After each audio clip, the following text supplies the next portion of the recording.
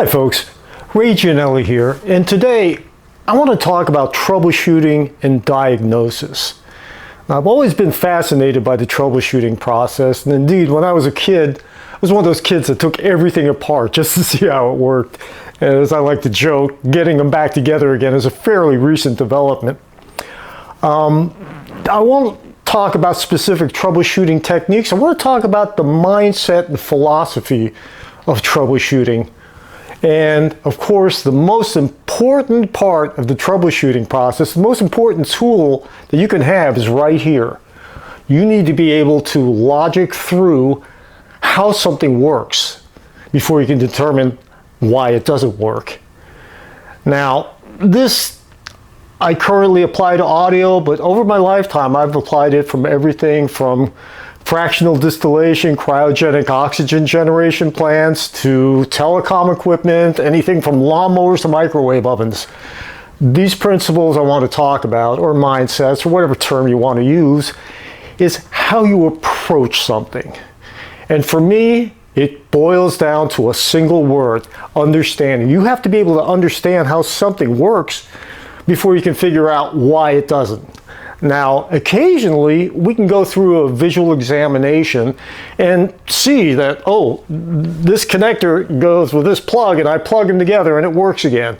Or we can open something up and go, oh, this is burnt, let me replace these, and see if that fixes the problem.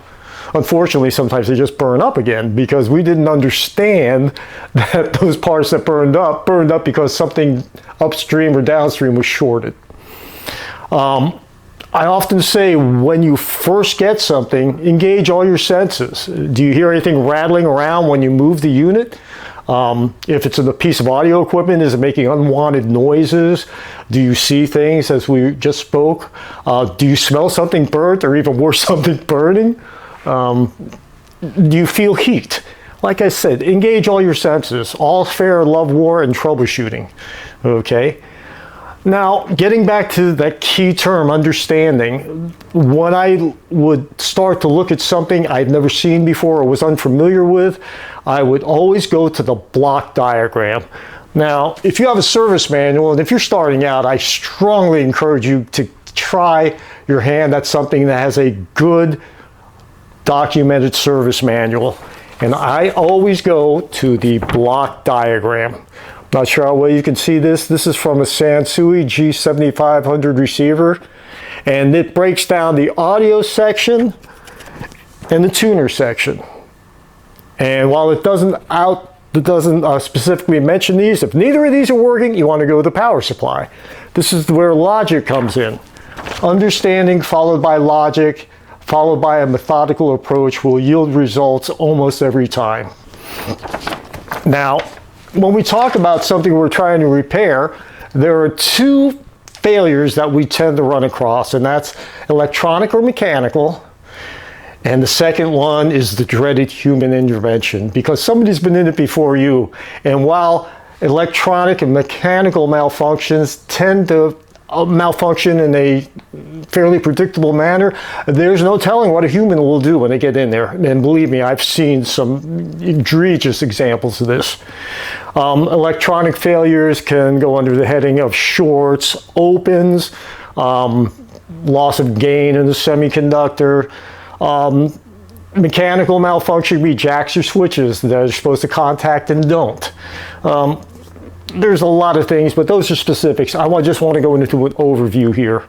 So the other thing I want to talk about is your test equipment. Know its attributes and its liabilities.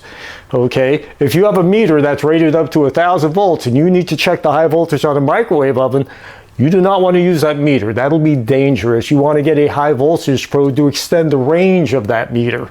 Okay, if you're trying to see if your amplifier is falling off at 20 kilohertz and you go to measure it with your fluke, know that your fluke probably is going to lie to you, because it was never designed to measure AC at frequencies that high. I have a Keithley benchtop meter that'll go to 100 kilohertz. That would be fine. I have a handheld fluke. That's my workhorse. It would not. You need to know your test equipment. And one of the last things I want to talk about here is practice.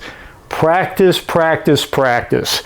and you don't want to learn on your valuable piece of audio equipment or whatever it is you're working on. Because when you're learning, there's a chance you can slip with a probe, make a mistake, blow something up which you may not have the expertise to repair.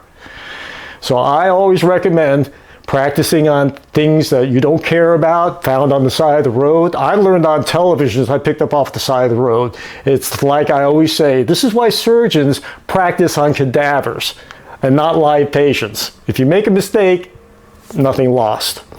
Okay? And the other thing I need to stress is learning. I read every day. I learn from technicians who are more proficient than this than I am. I read articles online from designers. I read. I learn. And one thing I've learned over the years is that you will never know something better than when you try to teach it to somebody else. And that's why when we get a new employee at work, I always raise my hand to volunteer to teach them, because I know that they're going to ask me questions that I don't recall the answer to or possibly glossed over and never knew. And I will tell them, I don't know, let's look it up, and we both learn something. So that's all I got for today. I think the next video is going to be a tour of my bench so you can see all the crap I have, why I bought it, why I just had to have it. But in the meantime, I just wanted to make this video because I want to give back to the community that has given me so much. Thanks very much. I hope you all have a great day. Take care.